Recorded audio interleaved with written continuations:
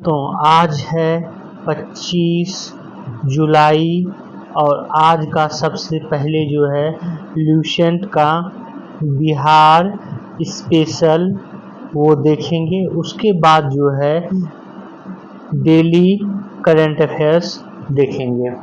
Daily current affairs में कुछ budget के बारे में भी देखेंगे। यहाँ पर हम आपको बिहार स्पेशल के अंतर्गत ये बता दें कि बिहार स्पेशल में इस चैप्टर से जो है ज़्यादातर प्रश्न आपको जब बिहार एसएससी देंगे उसमें पूछा जाएगा। बीपीएससी में इस चैप्टर से कम क्वेश्चन पूछे जाते हैं बिहार की भाषा और बोलियों से, लेकिन एसएससी में पूछ लिया जाता है, तो आप लोग ध्यान में रखेंगे।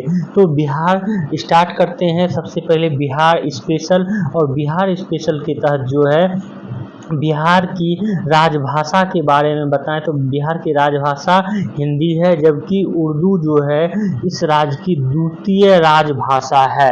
वर्तमान बिहार की बोलियों को ग्रियर्सन ने बिहारी भाषा के रूप में संबोधित किया।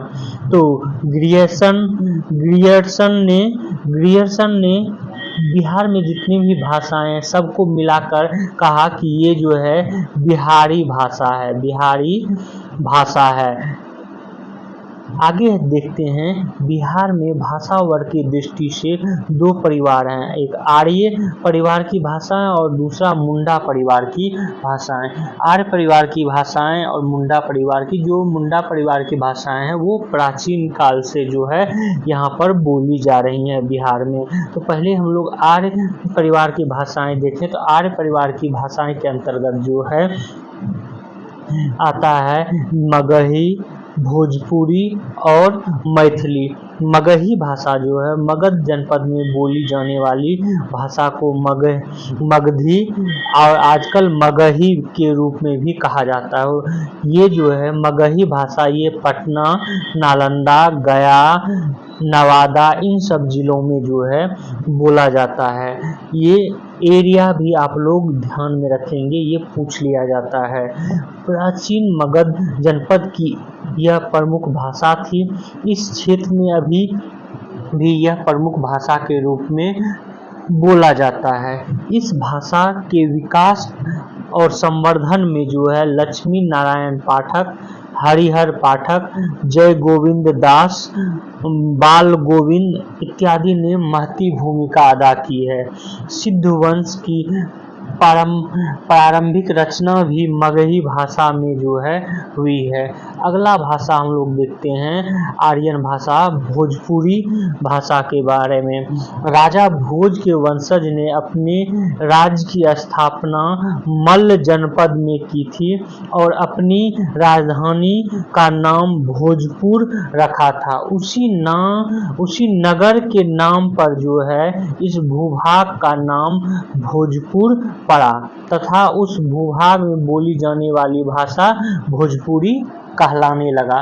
भोजपुरी किन किन क्षेत्रों में बोला जाता है ये ध्यान में रखेंगे। तो ये पश्चिमी बिहार के भोजपुर, जिसको कि हम लोग आरा भी बोलते हैं, भोजपुर, रोहतास, छपरा, सिवान, गोपालगंज, पूर्वी एवं पश्चिमी चंपारण, सारण इन सब जिलों में बिहार का बोला जाता है, जबकि उत्तर प्रदेश के पूर्वी क्षेत्र में भी ये भाषा बोला जाता है। जैसे आप लेंगे बलिया, गोरखपुर, आजमगढ़ इन सब क्षेत्रों में भोजपुरी भाषा बोली जाती है। भोजपुरी में जो है र का लोप हो जाता है। इसकी स्त्रीलिंग संज्ञा एकारांत होती है। इसके परसर्ग अवधि से प्रायः मिलते जुलते हैं। इसके कुछ शब्द जो हैं अवधि से मिलते जुलते हैं। भोजपुरी भाषा के विकास में जो है योगदान भिखारी ठाकुर, रघुवीर नाथ, महेंद्र मिश्रा और बाबू रघुवीर नारायण, मनोरंजन प्रसाद सिन्हा ने विशेष योगदान दिया है भोजपुरी भाषा के विकास में। भोजपुरी भाषा में अनेक फिल्म और धारावाहिक का निर्माण भी जो है अब हो रहा है। महुआ जो है चैनल ये भोजपुरी को डेडिकेटेड है, पूर्ण रूप पूर्ण रूपेण। महुआ न्यूज भी आता है, हमार टीवी, ये भी भोजपुरी चैनल ही है जो कि भोजपुरी के प्रसार प्रचार के लिए एक लोकप्रिय माध्यम है। भोजपुरी भाषा जो है बिहार और यूपी के क्षेत्रों के अलावा जो है ये मॉरिशस, फिजी और नेपाल में भी बोला जाता है। ये भी आप लोग याद रखेंगे कि मॉरिशस, फिजी, नेपाल में भी बोला जाता है। इन देशों में जो है बिहार से के मजदूरों को अंग्रेज द्वारा जो है वहाँ पर लाया, जो है वहाँ पर मजदूरी के लिए ले गया था, जिसके कारण जो है ये लोग वहाँ पर भोजपुरी बोलने लगे। और अभी जो है वर्तमान में फिजी और मॉरिशस में बिहार मूल के लोग ही जो है वहाँ पर ऊंचे ऊंचे पदों पर है, तो इसलिए भी वहाँ भोजपुरी बोली जाती है। अब आगे हम लोग देखते हैं मैथिली भाषा। मैथिली भाषा जो ये दरभंगा, मधुबनी, समस्तीपुर, सहरसा, मधेपुरा, सुपौल, अररिया, सीतामढ़ी, पूर्णिया इत्यादि क्षेत्रों में बोली जाती है। बिहार क्षेत्र भी आप लोग ध्यान में जरूर रखेंगे। बिहार के अलावा यह जनकपुर धाम और नेपाल की तराई भाषा में बोली जाती है। मैथिली भाषा का वर्तमान स्वरूप 10वीं शताब्दी में उदित हुआ माना जाता है और 10वीं शताब्दी में मैथिली की सबसे पहली रचना ज्योतिरीश्वर द्वारा रचित वर्ण रत्नाकर मानी जाती है। वर्ण रत्नाकर एक पुस्तक है जो कि ज्योतिरीश्वर द्वारा रचित की गई है। ये पहली पुस्तक जो है मैथिली की मानी जाती है, आप लोग इसको रट लेंगे। मैथिली भाषा के प्रयोग के लिए एक पृथक लिपि की रचना की गई है जिसे मिथिलाक्षर या तिरहुता लिपि कहते हैं। बिहार की भाषाओं में मैथिली भाषा सबसे उन्नत और विकसित है।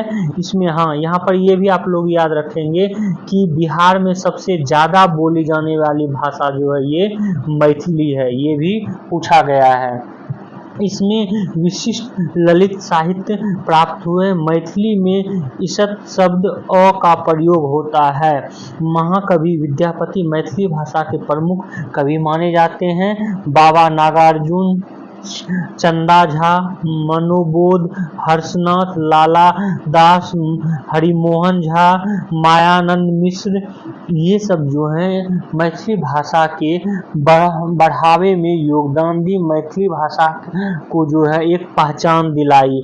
और ये पहचान जो है 2003 में और भी कुख्यात हो गया जब अटल बिहारी वाजपेयी जो है प्रधानमंत्री थे, तो उस समय जो है मैथिली भाषा को 8वीं सूची में शामिल किया गया। तो आप लोग ये भी रट लेंगे, याद कर लेंगे कि बिहार की कौन सी भाषा है क्षेत्रीय भाषा जिसको कि 8वीं अनुसूची में स्थान मिला है, तो ये मैथिली भाषा है। बिहार के मैथिली भाषा को जो है भारतीय संविधान के 8वीं अनुसूची में स्थान मिला है, ये याद रखेंगे। अगला देखते हैं भाषा अंगिका। अंगिका भाषा जो है ये भागलपुर जिले की मूल भाषा है, इसे भागलपुरी भाषा भी बोलते हैं। इसके अलावा अंगिका जो है जमुई, लखीसराय, मुंगेर, बेगूसराय, खगड़िया आदि जिलों में बोली जाती है। यह मैथिली का ही एक प्रवर्तित रूप है, अतः इसे मैथिली की उपभाषा के रूप में जाना जाता है। अंगिका भाषा की प्राचीन लिपि 6ठी शताब्दी में ललित विस्तार नामक बौद्ध ग्रंथ से जो है मिलती है। अगला एक भाषा है जो कि वज्जिका है, ये मुख्य रूप से वैशाली और मुजफ्फरपुर जिले में बोला जाता है। तिरहुत क्षेत्र में बोली जाने वाली इस भाषा को भी मैथिली की एक उपभाषा के रूप में ही बोला जाता है। वहीं पर जो है जब देखेंगे कि आर्यन भाषा और जो है हम लोग अभी पढ़े थे कि भाषा को जो है 2 भाग में बिहारी भाषा को बांटा गया है। एक बांटा गया है आर्यन भाषा और दूसरा बांटा गया है मुंडा परिवार का भाषा। तो जो आर्यन भाषा हम लोग देखे ये, उसके बाद मुंडा परिवार की भाषाएं में जो है संथाली भाषा होती हैं, उरांव लोग द्वारा जो भाषा बोली जाती है वो सब भाषा जो है आता है किसके अंतर्गत, तो जो मुंडा भाषा है उसके अंतर्गत आता है। अब हम लोग बिहार में कुछ महत्वपूर्ण शैक्षणिक शोध संस्थाएं हैं, ये हम लोग देखते हैं। अभी हम लोग पढ़ रहे हैं बिहार स्पेशल में विविध में जो है अब जितने संगठन है उसके बारे में जो है खास करके बीएसएससी में पूछा जाता है, तो आप लोग जो है इसको जरूर ध्यान रखेंगे। तो चलिए स्टार्ट करते हैं। शैक्षणिक संस्थानों में जो है सबसे पुराना जो है मैथिली साहित्य परिषद है, जिसको कि 1939 में प्राचीन एवं नवीन मैथिली ग्रंथों का प्रकाशन के लिए जो है ये स्थापना किया गया था। वहीं पर बिहार रिसर्च सोसाइटी पटना है, ये भी पुराना है। ये बिहार रिसर्च सोसाइटी जो है ये भाषा के क्षेत्र में है।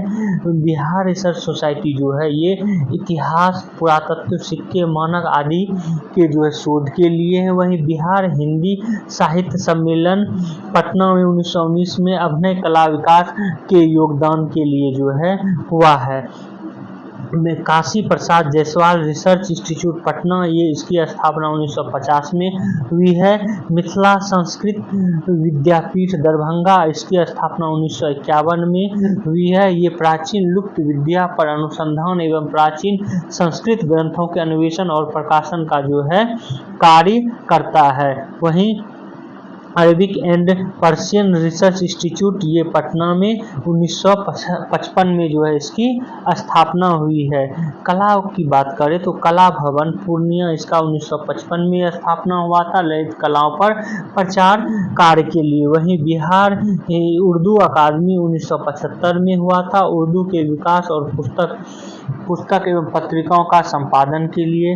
भारतीय नृत्य कला मंदिर पटना, ये इम्पोर्टेंट है, इसको तो रट लेंगे। भारतीय नृत्य कला मंदिर पटना 1950 में स्थापना होती है। संस्कृत गतिविधियों को प्रमुख केंद्र और रंगमंच जो है तैयार करने के लिए ये किया गया था। आगे हम लोग देखते हैं, ये है नेशनल रिसर्च सेंटर फॉर लीची मुजफ्फरपुर, लीची अनुसंधान के लिए, ये इम्पोर्टेंट है, इसको जरूर याद रखेंगे, ये पूछा भी गया है। वहीं पर नेशनल रिसर्च सेंटर फॉर मखाना, ये पटना में है, मखाना अनुसंधान के लिए।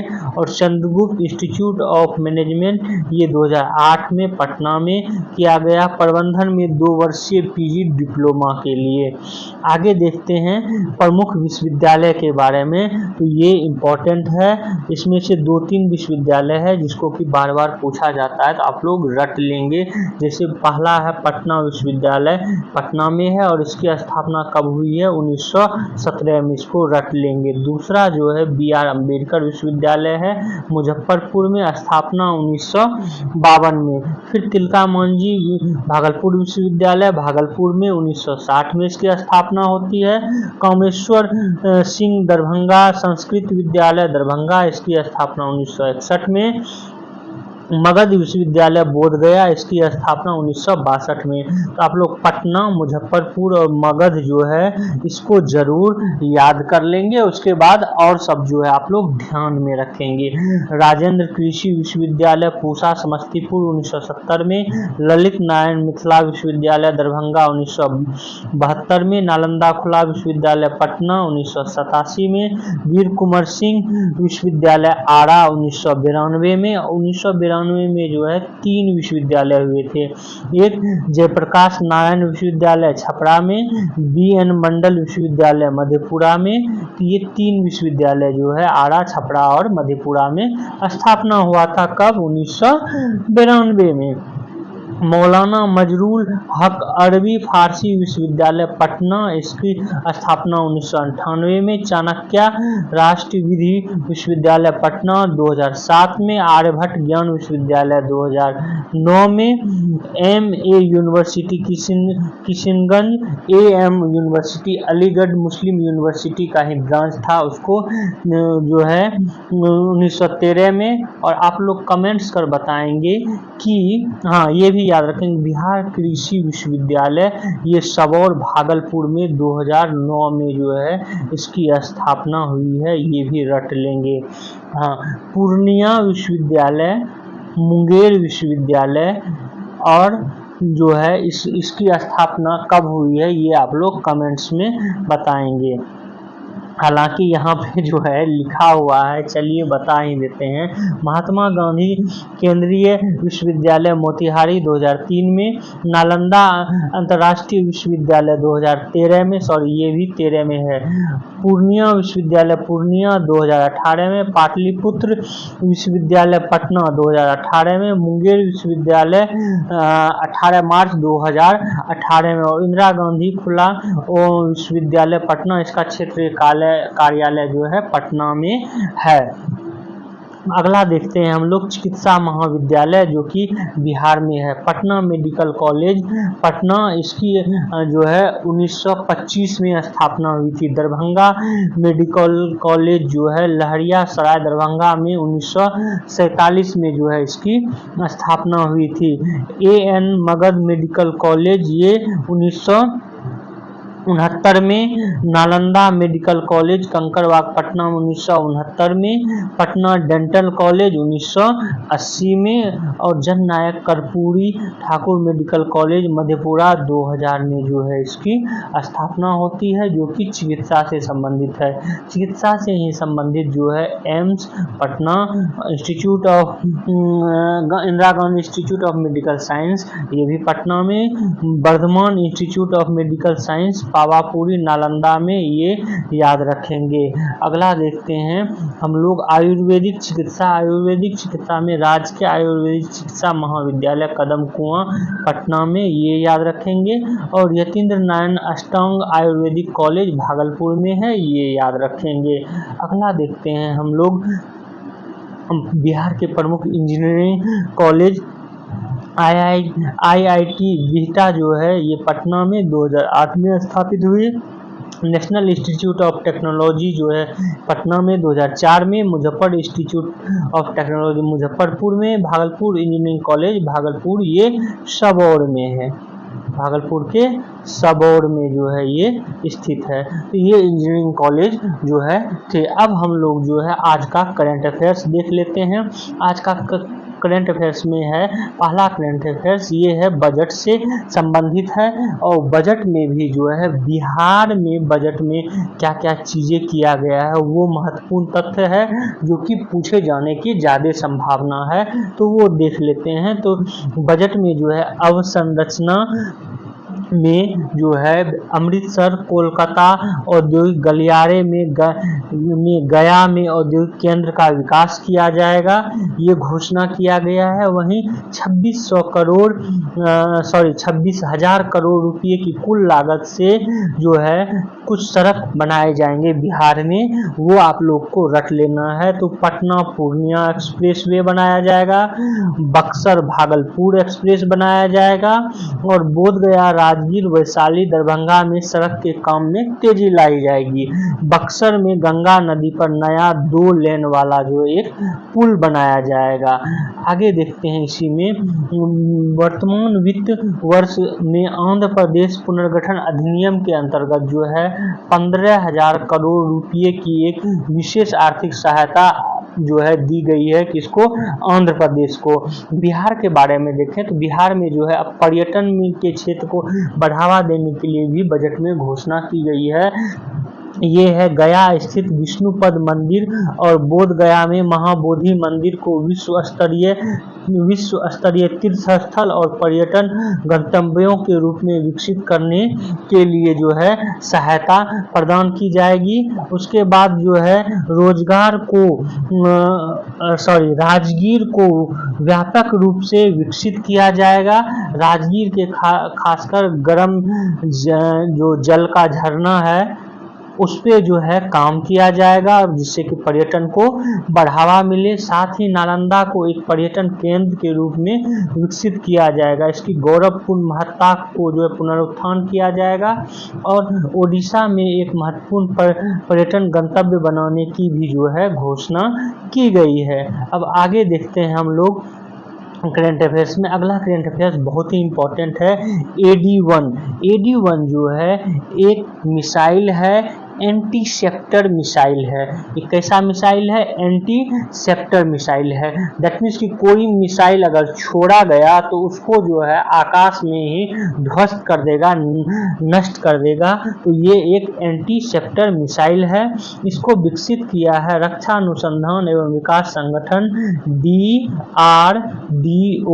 DRDO ने ये विकसित किया है और इसको जो परीक्षण ओडिशा के समुद्र तट पर शक्तिशाली एंटीसेप्टर मिसाइल AD-1 का सफल परीक्षण किया गया। इस परीक्षण के अंतर्गत एक तरफ से जो है पृथ्वी 2 मिसाइल जो कि न्यूक्लियर बैलिस्टिक मिसाइल है उसको छोड़ा गया और उसके बाद जो है AD-1 को जब छोड़ा गया तो उसने जो है उसको पृथ्वी 2 मिसाइल को निस्तो नाबूद कर दिया। इस तरह जो है भारत जो है एंटीसेप्टर मिसाइल बनाने में जो है सफलता प्राप्त की। और इस एंटीसेप्टर मिसाइल की ये खासियत है कि ये जो है अंतर महाद्वीपीय बैलिस्टिक मिसाइल को भी मार गिराने में सक्षम है।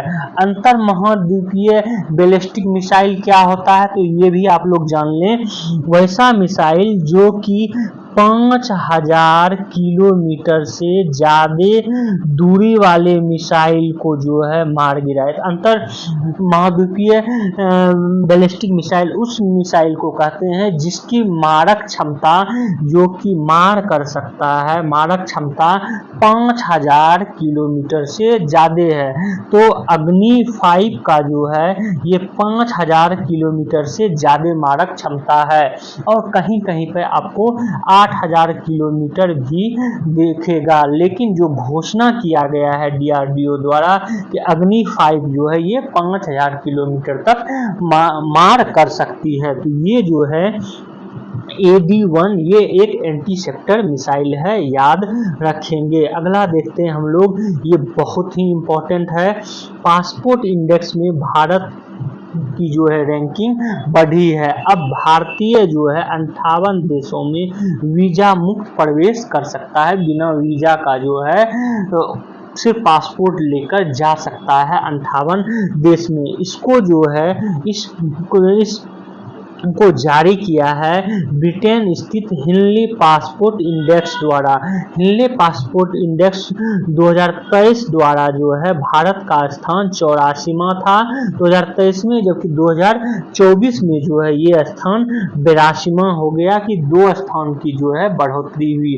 वहीं पहले स्थान पर जो है सबसे शक्ति पासपोर्ट वो सिंगापुर का पासपोर्ट जो है पहले स्थान पर है। और सिंगापुर के पासपोर्ट से जो है कोई नागरिक सिंगापुर का वो 195 देशों में बिना वीजा का जा सकता है। वहीं पर जो है दूसरे स्थान पर है France, Germany, Italy, Japan, Spain, ये जो है संयुक्त रूप से दूसरे स्थान पर है और इसके नागरिक जो है 192 देशों में बिना पासपोर्ट के जा सकते हैं।